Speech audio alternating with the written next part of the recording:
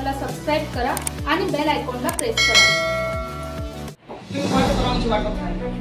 ती का करत नाही असं नाही ते मला बाकीचं काही सांगायचं नाही हो, मला काही सांगू नका। मी शासन निर्णयावर बोलतो, मला नाही आमची मागणी चुकीची असेल आम्ही निघून जाऊ। आम्हाला कोणाची काही नाही, तुम्ही सरकारी माणसं आमचा विषय। इगतपुरी आदिवासी समाजाच्या घरकुल अनुदानासाठी आज सकाळपासून इगतपुरी पंचायत समिती कार्यालयात ठिय्या आंदोलन छेडण्यात आले। जोपर्यंत आमच्या खात्यावर घरकुल योजनेचे अनुदान जमा होत नाही तोपर्यंत आम्ही इथून हलणार नाही असा ठाम पवित्रा घेत आंदोलनकर्त्यांनी प्रशासनाला धक्का दिला। एल्गार कष्टकरी संघटनेच्या नेतृत्वाखाली सुरू झालेल्या या आंदोलनाने दिवसभरातच उग्र रूप धारण केले। आमच्या न्याय हक्कासाठी आम्ही शेवटपर्यंत लढू असा निर्धार घेत आंदोलकांनी मुक्काम ठोकण्याची तयारी दर्शवली।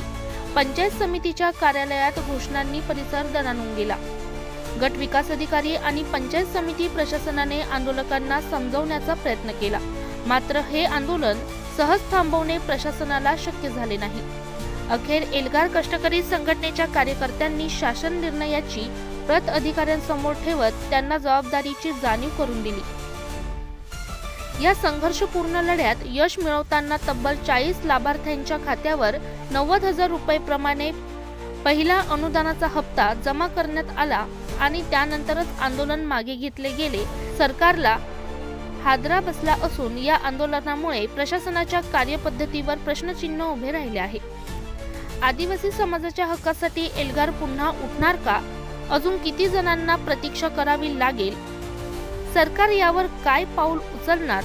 या सर्व प्रश्नांची उत्तरे येत्या काळात मिळतीलच, मात्र एक गोष्ट स्पष्ट आहे, जेव्हा लोकशक्ती जागी होते तेव्हा प्रशासनालाही झुकावे लागते। Bureau report Ranjit Zaparde, star लोकशक्ती न्यूज, इगतपुरी, नाशिक।